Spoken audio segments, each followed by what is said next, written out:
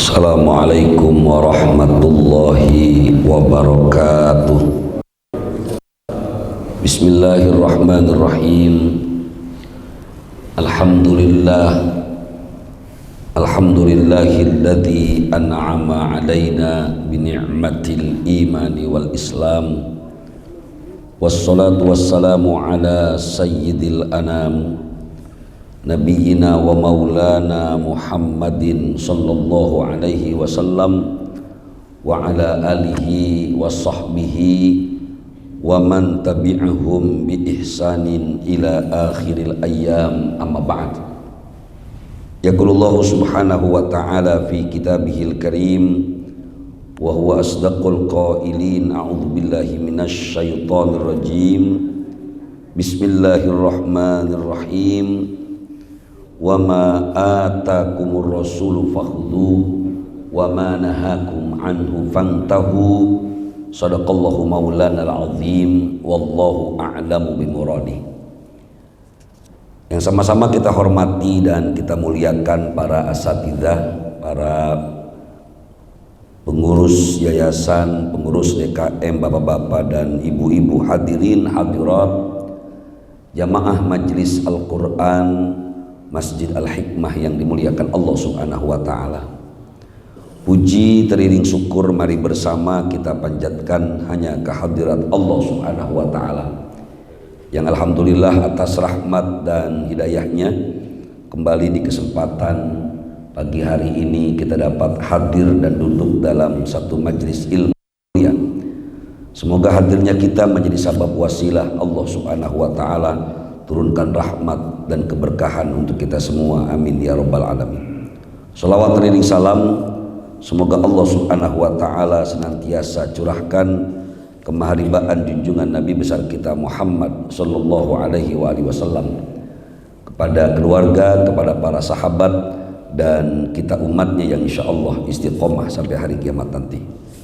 Untuk menambah berkah majlis ini, mari kita awali dengan pembacaan satu umul kitab Suratul Fatihah. Kita bertawassul dengan bacaan Al-Fatihah kita. Semoga orang-orang tua kita yang telah mendahului kita senantiasa mendapatkan ampunan dari Allah subhanahu wa ta'ala. Ila hadhihi niyah Al-Fatihah. A'udzu billahi minasyaitonir rajim. Bismillahirrahmanirrahim. Alhamdulillahi rabbil alamin. Ar-Rahmanir Rahim. Maliki yaumiddin. Iyyaka na'budu wa iyyaka nasta'in. Ihdinas siratal mustaqim. Siratal ladzina an'amta 'alaihim ghairil maghdubi 'alaihim waladdallin. Amin. Bapak Ibu hadirin hadirat rahimakumullah, sebagaimana yang kita maklumi bahwa agama kita adalah agama yang bukan saja mementingkan hubungan seorang hamba kepada Tuhannya, tetapi agama kita adalah agama yang amat mementingkan bagaimana hubungan seorang hamba kepada makhluk yang lainnya. Kita sering menyebutnya sebagaimana Allah sebutkan dalam surah Ali Imran, hablum minallah dengan hablum minan nas. Bahkan kalau kita lihat dari beberapa ayat Al-Quran tentang ibadah sosial, kita bisa dapati banyak sekali ayat-ayat Allah subhanahu wa ta'ala ketika Allah memerintahkan tentang sholat misalnya, diiringi pula dengan perintah zakat. Bahkan Asy-Syaikh Sayyid Sabiq dalam Fiqhus Sunnah mencatat tidak kurang dari 61 ayat yang berkaitan dengan ibadah hablum minallah dan kemudian diiringi dengan hablum minan nas. Wa aqimus sholata wa atuz zakah. Dirikan sholat, tunaikan zakat. Atau ada ayat wa yuqimunas sholata wa yu'tunaz zakah. Nah, para hadirin rahimakumullah, pagi ini kita akan coba bahas kembali, tentu sebagai lanjutan beberapa materi yang pernah saya sampaikan sebelumnya, bagaimana ternyata Islam mengajarkan tentang berbagi kepada orang lain dengan berbagai macam istilah. Asy-Syaikh Wahbah Az-Zuhairi dalam tafsirnya mengatakan, kalau pemberian seseorang kepada orang lain yang bersifat khusus, bahwa yang ia berikan adalah materi, ini biasanya disebut oleh Allah Subhanahu wa Ta'ala dengan kalimat infak. Bahkan bisa kita dapati antara al-infak kemudian as-shadaqah. Kita dapati misalnya di dalam firman Allah Subhanahu wa Ta'ala di surah Al-Baqarah dimulai dari ayat 265, bahkan beberapa ayat berikutnya semua dengan makna infak. Bismillahirrahmanirrahim.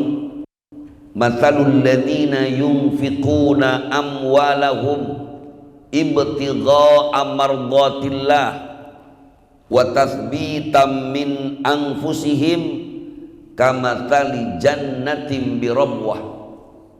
Atau ayat sebelumnya, matsalul ladzina yunfiquna amwalahum fi sabilillah kamatsali habbatin ambatat sab'a sanabil fi kulli sumbulatin mi'atu habbah wallahu yudha'ifu liman yasha' wallahu wasi'un alim. Ketika Allah menjelaskan tentang arti infak, ternyata kerap kali kata infak diikuti dengan kata amwal. Matsalul ladzina yunfiquna amwalahum wa matsalul ladzina yunfiquna amwalahum. Semua istilah infak di dalam Al-Qur'an ternyata seringkali diiringi dengan kata amwal. Makanya kemudian kata infak itu adalah istilah pemberian seseorang kepada orang lain, yaitu pemberian yang bersifat materi. Karenanya kalimatnya amwal. Walaupun juga sebagian ulama fikih mengatakan makna infak itu adalah semua pemberian yang bersifat umum. Apakah itu nafkah, apakah itu hibah, apakah itu hadiah, bahkan zakat sekalipun, ini juga disebut Allah di dalam Al-Quran dengan kata infak. Misalnya di dalam awal-awal surah Al-Baqarah, Bismillahirrahmanirrahim, alladzina yu'minuna bil ghaibi wa yuqimuna sholata wa mimma razaqnahum yunfiqun. Orang yang bertakwa itu alladzina yu'minuna bil ghaib, mereka yang meyakini yang gaib, wa yuqimuna shalah, mendirikan salat, wa mimma razaqnahum yunfiqun, dan dari apa yang kami rizkikan kepada mereka, yunfiquna, mereka menginfakkannya. Tapi lagi-lagi di awal surah Al-Baqarah ini pun menegaskan bahwa infak identik dengan materi. Walaupun memang infak itu pertama identik dengan materi, namun umum, bisa dimaknai dengan zakat, bisa dimaknai dengan sedekah, bahkan nafkah dan hadiah termasuk pada kata infak di dalam beberapa ayat Al-Quran. Hadirin dan hadirat rahimakumullah, yang kedua kita dapati istilah yaitu zakat. Ternyata istilah zakat yang disampaikan Allah Subhanahu wa Ta'ala ini adalah istilah yang sangat khusus, di mana ketika Allah sebutkan kata zakat, maka tidak ada makna lain kecuali pemberian yang bersifat wajib. Sebagaimana juga hadis Nabi kita Muhammad SAW. Qala Nabi sallallahu alaihi wasallam, buniyal islamu ala khamsin, syahadati alla ilaha illallah wa anna muhammadar rasulullah wa iqamis shalah wa itaiz zakah.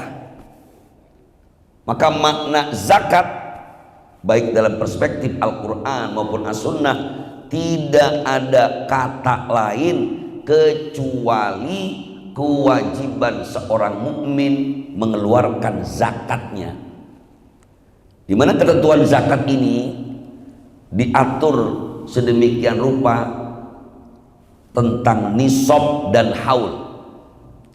Nisab itu adalah ukuran, sementara haul itu adalah waktu kapan ia harus berzakat. Kalaupun ada yang mengatakan saya mau zakat sebulan sekali Pak Ustadz, sebenarnya itu hanya demi kemaslahatan, karena syarat dan kewajiban zakat itu adalah terkait erat dengan haul, karena dikhawatirkan kalau dihitung per tahun agak sulit orang untuk mengeluarkan zakatnya, maka dibuatlah per bulan. Ini pun tidak masalah, karena lagi-lagi alasan kemaslahatan. Ini tentang istilah yang kedua. Nah, yang ketiga rahimakumullah, dari istilah yang disebutkan oleh Allah di dalam Al-Quran, ternyata yang paling umum adalah istilah sodakoh. Karena makna sodakoh bisa dimaknai dengan zakat. Karena istilah sodakoh juga berarti maknanya adalah sodakoh sunnah. Kita dapati misalnya ayat yang sering kita bahas, surah At-Taubah ayat 60. Ketika Allah Subhanahu wa ta'ala menginformasikan tentang siapa saja orang yang berhak menerima zakat, yaitu yang kita kenal dengan 8 asnaf, 8 kelompok. Ternyata Allah nggak sebutkan zakat, tetapi kalimatnya sodakoh. Jadi karena jamak dari kata sodakoh adalah sodakot. Innamas sadaqatu lil fuqara'i wal masakin wal 'amilina 'alaiha wal mu'allafati qulubuhum. Innamas sadaqat, ayat 60 surah At-Taubah, Allah sebutkan kalimatnya sedekah. Sesungguhnya sedekah itu untuk fakir, miskin, amil dan seterusnya. Tetapi ternyata makna sedekah pada ayat 60 surah At-Taubah ini bukanlah sedekah biasa, tetapi yang dimaksud sedekah pada ayat ini tidak lain adalah zakat. Atau di At-Taubah yang lain, khudh min amwalihim sadaqah tutahhiruhum wa tuzakkihim biha. Ambillah dari harta mereka sedekah. Sedekah pada ayat ini bukan makna sedekah, tapi zakat. Karena hikmah adanya zakat, tutahhiruhum wa tuzakkihim biha. Karena zakat itu akan menyucikan mereka, wa tuzakkihim biha, dan dengan zakat itulah akan membersihkan jiwa mereka, orang yang mengeluarkan zakatnya. Kalau makna sedekah secara umum, kita memang lebih familiar mengartikan sedekah itu adalah sedekah.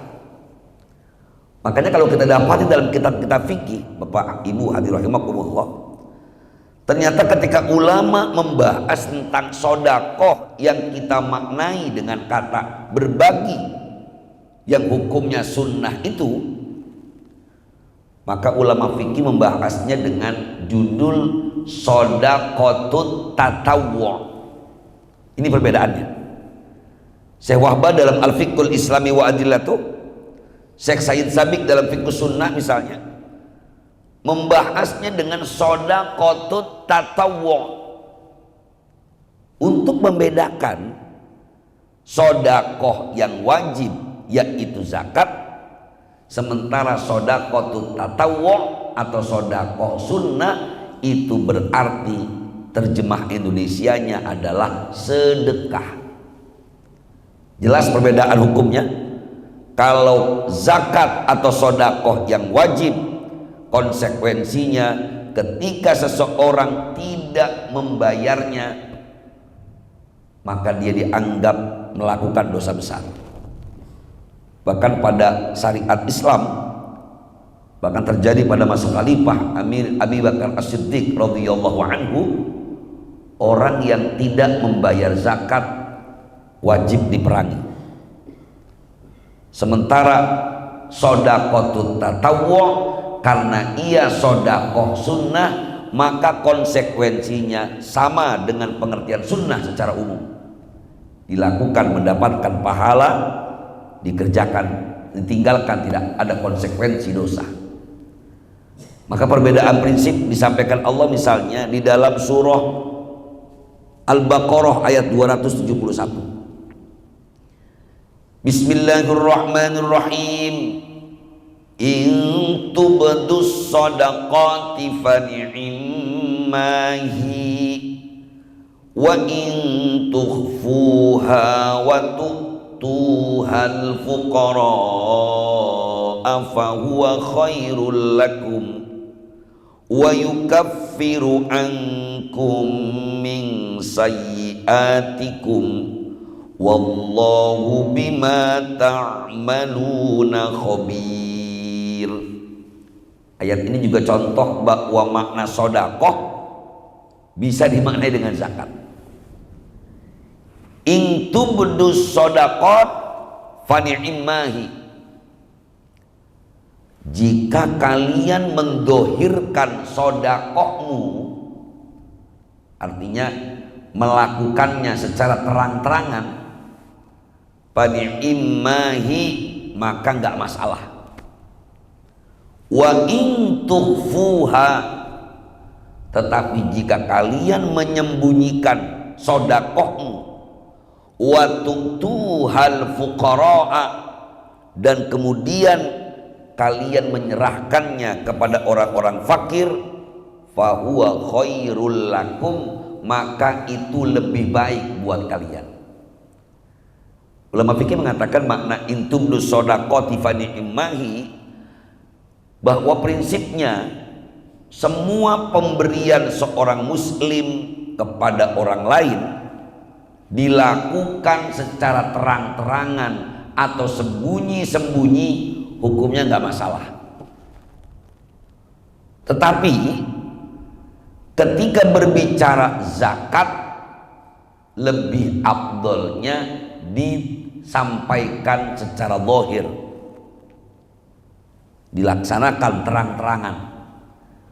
Walaupun zakat itu terang-terangan dimaksud adalah boleh diumumkan, tetapi ketika diberikan kepada orang lain yang berhak menerimanya, kita tidak perlu menyebutkan kata saya kasih zakat saya kepada antum, nggak perlu disebutkan, karena yang penting saya niatkan bahwa apa yang saya keluarkan ini adalah zakat. Yang dimaksud zakat lebih afdol dizahirkan ketika kita mengumumkannya. Si fulan telah bayar zakat. Sebab ini terkait dengan konsekuensi.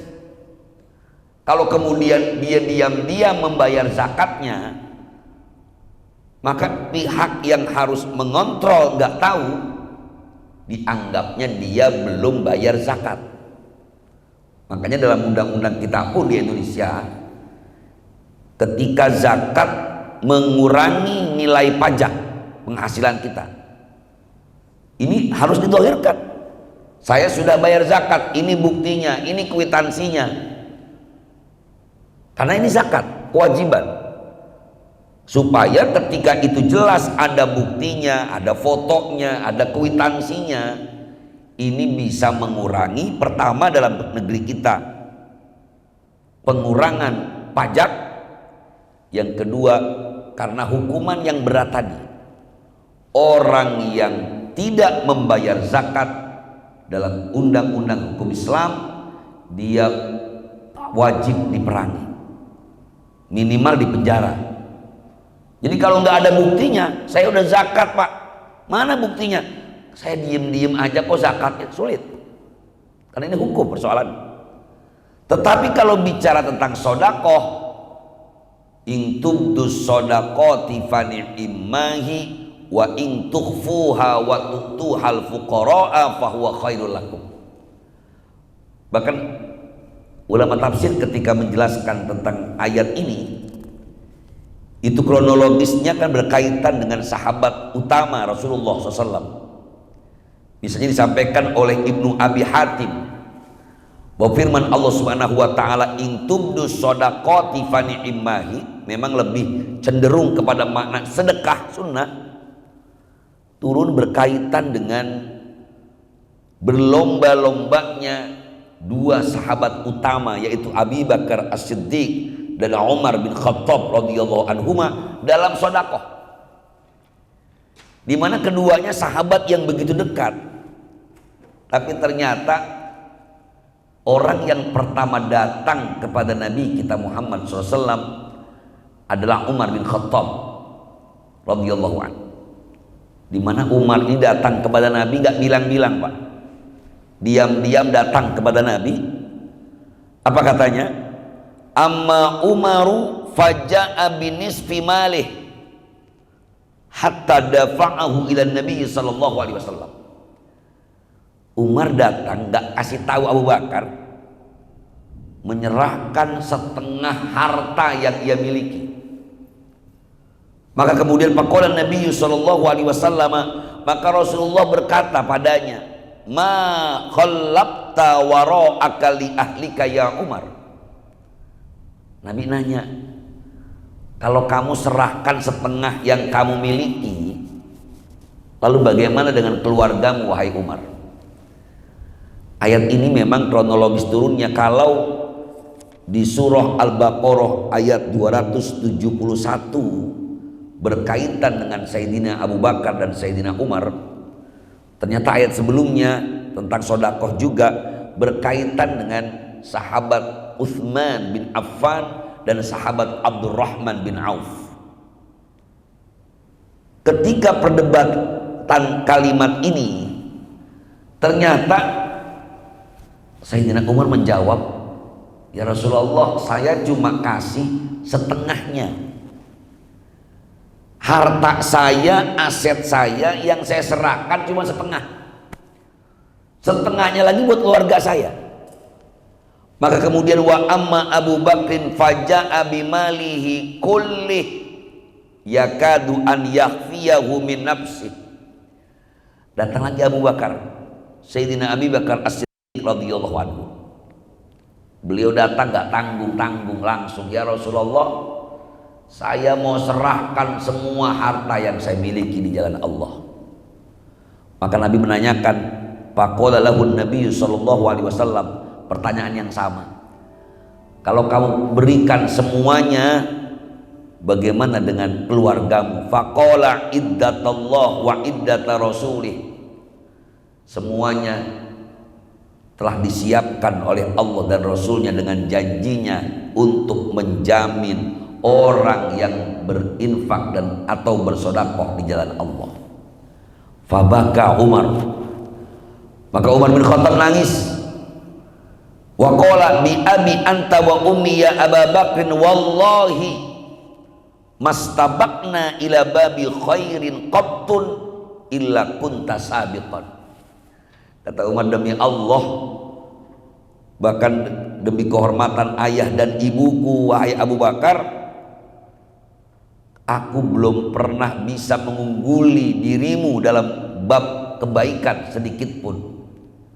Selalu saja kamu lebih dulu dari aku. Karena kita lihat dalam sejarah Islamnya Abu Bakar dan Umar, Abu Bakar lebih dulu. Begitu juga saat berlomba-lomba untuk bersodakoh, karena diam-diam itu juga Sayyidina Abu Bakar lah yang terdepan. Maka ulama fikih mengatakan, hadirin rahimakumullah, bahwa hukum sodakoh diumumkan boleh dilakukan secara diam-diam juga nggak ada masalah. Walaupun yang terbaik kalau tadi zakat diumumkan, tetapi sodakoh yang terbaik bukan diumumkan. Tetapi kata Imam As-Sadi dalam tafsir dia mengatakan kalau dizahirkan atau diumumkan ada niat supaya orang lain bisa mengikuti, maka fani'immahi, gak masalah.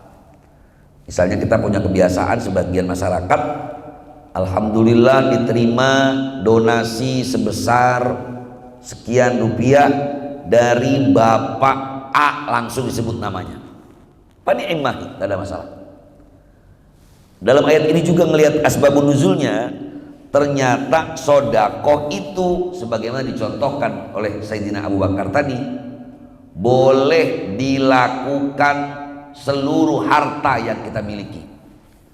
Tetapi oleh ulama fikih ini berlaku hanya untuk sahabat-sahabat utama Nabi yang memang pertama keyakinan dan pasrahnya total kepada Allah. Alasan yang kedua, bahwa Abu Bakar As-Siddiq radhiyallahu anhu, beliau adalah seorang pengusaha yang punya aset banyak. Maka kalaupun semuanya nggak masalah. Tapi untuk kita, kata Syekh Wahbah Az-Zuhaili ketika membahas ayat ini, sedekah seluruh harta dan aset yang dimiliki hukumnya makruh. Kok nggak ngikutin Abu Bakar? Beliau mengomentari pertama, kalau kita seluruhnya kemudian diserahkan dalam bentuk sodakoh tetapi mengabaikan yang wajib, maka kita dilarang. Karena yang benar ketika dua hal bertemu dalam satu masalah, antara yang sunnah dengan yang wajib, maka harus didahulukan yang wajib. Contoh tadi, saya mau kasihin semuanya, rumah saya, aset saya serahkan ke masjid. Ketika ditanya nanti bagaimana kamu tidurnya, kan rumahnya cuma satu, saya tidur di masjid aja. Bagaimana anak dan istrimu, saya kembalikan ke mertua aja. Sementara mengurus keluarga hukumnya wajib, bersodakoh hukumnya sunnah. Maka tidak boleh amaliyah yang sunnah mengalahkan amaliyah yang wajib. Nah, Bapak Ibu rahimakumullah, kemudian juga yang terakhir, ternyata makna sodakoh lebih umum. Tadi saya katakan dalam kaidah disebutkan anna kulla ma'rufin sodakoh. Ini kaidah umum yang disampaikan oleh para ulama. Maka tadi di awal saya katakan makna sodakoh adalah makna yang paling umum di antara semua istilah. Kalau infak, kendati pun ada yang mengatakan umum, tetapi dia identik dengan harta. Zakat sangat spesifik, maka sodakoh sangat umum. Dia bisa bermakna zakat, dia bisa bermakna sedekah. Bahkan ulama fikih juga menyebutkan kulla ma'rufin sodakoh, setiap kebaikan itu adalah sodakoh. Kalau tadi bersifat materi, maka kata kulla ma'rufin sodakoh, semua kebaikan disebut dengan sodakoh. Harta yang diberikan ikhlas karena Allah, sodakoh. Bahkan yang paling kecil kata Nabi, tabassumuka li akhika sodakoh, senyummu pada saudaramu adalah sodakoh. Tentu senyum tidak perlu membutuhkan apapun. Bahkan satu riwayat Nabi kita Muhammad SAW pernah menyatakan bahwa setiap mukmin setiap terbit matahari dia sudah bisa bersodakoh. Sahabat bertanya, qalu ya Rasulullah, bagaimana mungkin ya Rasulullah, sementara kami nggak punya apa-apa? Nabi mengatakan tasbihmu, zikirmu itu bagian dari sodakoh. Sholat duhamu bagian dari sodakoh. Bahkan Syekh Said Sabiq dalam Fiqh Sunnah mengatakan seorang suami yang melakukan hubungan suami istri itu pun bagian dari sodakoh. Dalilnya ketika Nabi ditanya, Nabi mengatakan bahwa saat kamu menyerahkan ataupun menjaga hawa nafsumu kepada istrimu, ada pahala di dalamnya. Sahabat bertanya, bagaimana ya Rasulullah? Bukankah itu sebuah kewajiban atau hal yang biasa saja? Kenapa ada pahalanya? Nabi balik bertanya, apakah seorang laki-laki yang kemudian menyampaikan kepada seorang perempuan yang bukan istrinya hukumnya haram, hukumnya tidak boleh? Qalu na'am, ya Rasulullah. Kalau kamu meluruskan atau menyampaikan syahwatmu kepada orang yang tidak berhak, hukumnya haram. Maka kebalikannya, kalau kamu menyampaikan syahwatmu kepada orang yang halal, falahu ajrun, maka baginya pahala. Ini keumuman makna sodakoh, sampai seorang istri pun memberi minum kepada suaminya, sodakoh. Seorang suami memberikan nafkah batin kepada istrinya, sodakoh. Jadi tidak salah kalau ada istri misalnya menanyakan, Pak mau sodakoh atau enggak. Ini bagian dari hal yang diajarkan Nabi. Jadi inilah perspektif Al-Quran hadirinkumullah tentang makna yang pertama adalah infak, kemudian zakat, dan yang kemudian adalah sodakoh.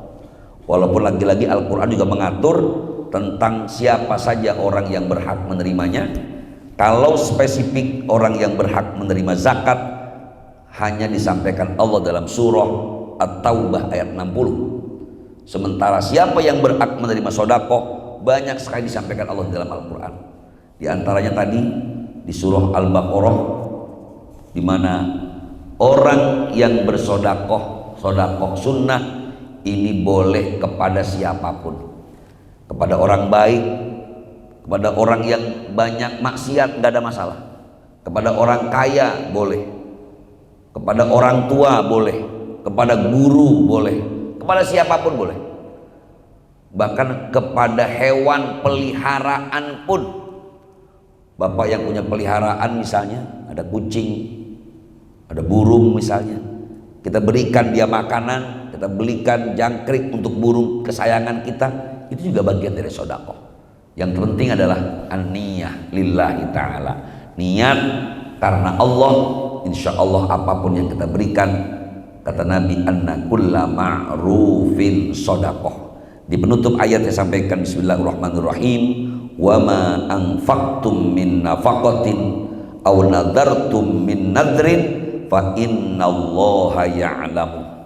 Apapun yang kamu berikan dari sebuah kebaikan, apapun yang kamu nadarkan, fa innallaha ya'lamu, maka sungguh Allah mengetahuinya dan Allah pasti membalasnya. Faman ya'mal mithqala dzarratin khairan yarah. Berapapun kebaikan yang kamu berikan kepada orang lain, pasti kamu akan melihat pahalanya kelak di hari kiamat. Hadirin hadirat rahimakumullah, demikianlah kajian yang dapat saya sampaikan tentang perbedaan-perbedaan istilah dalam Al-Quran, infak, zakat, dan sodakoh. Semoga bermanfaat, dan saya mohon maaf jika banyak kekurangan dan kekhilapan. Seperti biasa, mungkin banyak hal yang bisa kita diskusikan atau ditanyakan, saya persilahkan. Hadanallahu wa iyyakum ajma'in. Assalamualaikum warahmatullahi wabarakatuh. Ya, sudah cukup? Baik Bapak, iya silakan Pak. Ya. Sunnah dan sebagainya ada dalam pajak. Baik, hadirin yang dimuliakan Allah Subhanahu wa taala, pajak itu dalam fikih Islam disebut dengan al-jizyah. Awalnya kewajiban al-jizyah dalam perspektif fikih Islam ini berkaitan dengan seseorang yang tinggal dalam komunitas yang berbeda. Yang saya maksud misalnya ketika sebuah negeri ditaklukkan, maka ketika negeri itu dikuasai oleh kaum muslimin, maka penduduk yang terkalahkan tadi menjadi kaum minoritas. Islam tidak memaksakan mereka untuk masuk Islam. Kalaupun dia tetap dengan agama semula, tidak ada masalah. Islam sangat menghormati mereka. Maka disebut dengan kafir zimmi, kafir yang dilindungi. Akan tetapi kewajiban kafir zimmi adalah membayar pajak atau al-jizyah. Sementara konsep pajak di negeri kita tentu tidak ada istilah pajak wajib, pajak sunnah, karena semua pajak terkait dengan undang-undang. Tetapi bersyukur sebenarnya, saya pribadi belum paham apakah sudah berjalan atau belum, tetapi di kalangan praktisi hukum Islam sudah lama diusulkan agar kewajiban zakat itu bisa menjadi pengurang pajak. Jadi kewajiban zakat 2,5% sudah bisa menjadi pengurang dari kewajiban pajak kita. Nah ini kan kadang-kadang kalau dilihat dalam perspektif fikih, apakah pajak yang kita bayarkan kepada negara ini wajib atau sunnah? Bicara hukum tidak ada, Pak. Karena orang Islam dengan pemerintahan yang orang pemimpinnya muslim gak wajib bayar pajak. Tetapi bukan berarti kita memahami demikian. Karena ketika kita meyakini sebuah sistem, meyakini sebuah pemimpin, maka berlaku kaidah yang disampaikan Allah, ya ayyuhalladzina amanu athi'ullaha wa athi'ur rasula wa ulil amri minkum. Hai orang-orang yang beriman, taatlah kalian kepada Allah, taatlah kalian kepada Rasulullah, wa ulil amri minkum. Ulil amri para ulama katakan adalah pemimpin, pemerintah. Ini dalil umum, Pak. Saya pernah diskusi misalnya, mana dalilnya Pak Ustadz kalau kita lampu merah itu wajib berhenti?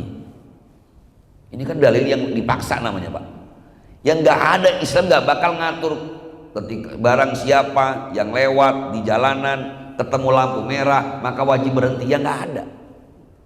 Tapi mana umum Al-Quran mengatakan wa ulil amri minkum. Ini kan aturan yang sudah dibuat. Ketika memang sebuah aturan ada konsekuensinya yang memaksa dan mengikat, maka otomatis hukumnya wajib. Sebagaimana pajak. Jadi pajak itu hukumnya wajib. Tidak ada dalam fikih, tetapi ini konsep ketika kita bernegara. Sama dengan orang yang mengemplang pajak, apakah sama dengan mencuri? Sama. Karena berarti dia telah mengambil hak orang lain. Jadi tidak ada dalam pajak istilah pajak wajib atau pajak sunnah, karena dalam undang-undang semua pajak hukumnya wajib. Demikian, wallahu a'lam bishawab.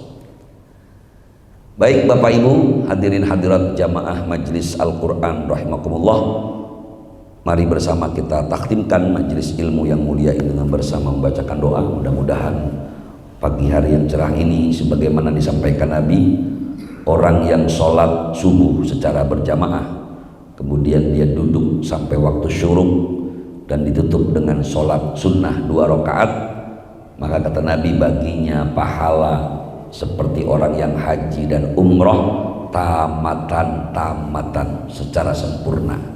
Mudah-mudahan kita bisa istiqomah untuk mengamalkannya. Mari bersama kita wadukan hati kita, bermunajat kepada Allah Subhanahu wa taala.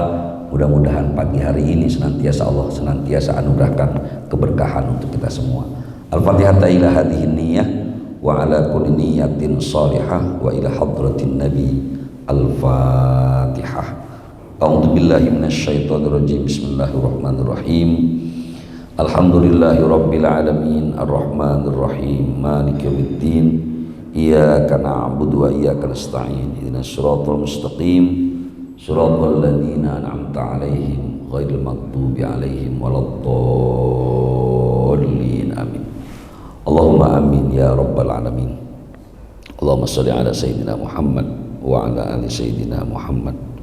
Allahumma ighfir lana dzunubana wa liwalidina wa limasyaikhina wa liman haddarana wa liman ghaba 'anna wa li jami'il muslimina wal muslimat wal mu'minina wal mu'minat al ahya'i minhum wal amwat. Allahumma ij'al jam'ana hadza jam'an marhuma waj'al tafarruqana min ba'dihi tafarruqan ma'suma. Allahumma arhamna bil Qur'an waj'alhu lana imama wa nura wa huda wa rahmah. Allahumma dzakkirna minhuma nasina wa 'allimna minhuma jahilna warzuqna tilawatahu ana al-laili wa atrafan nahar waj'alhu lana hujjatan ya rabbal alamin. Rabbana istajib du'ana kama qad wa'adtana. Rabbana taqabbal minna innaka antas samiul alim wa tub alaina innaka antat tawwabur rahim. Allahumma arzuqna rizqan halalan katsiran thayyiban. Allahumma arzuqna zaujatan salihatan wa bintan salihatan wa ibnan salihan. Rabbana atina fid dunya hasanah wa fil akhirati hasanah wa qina adzaban nar. Wa sallallahu ala khalqi sayyidina Muhammadin nabiyil ummi wa ala alihi wa sahbihi wa sallam. Bifadlika subhana rabbika rabbil izzati amma yasifun wa salamun alal mursalin walhamdulillahi rabbil alamin. Subhanakallahumma wa bihamdika asyhadu an la ilaha illa anta astaghfiruka wa atubu ilaik. Wassalamualaikum warahmatullahi wabarakatuh.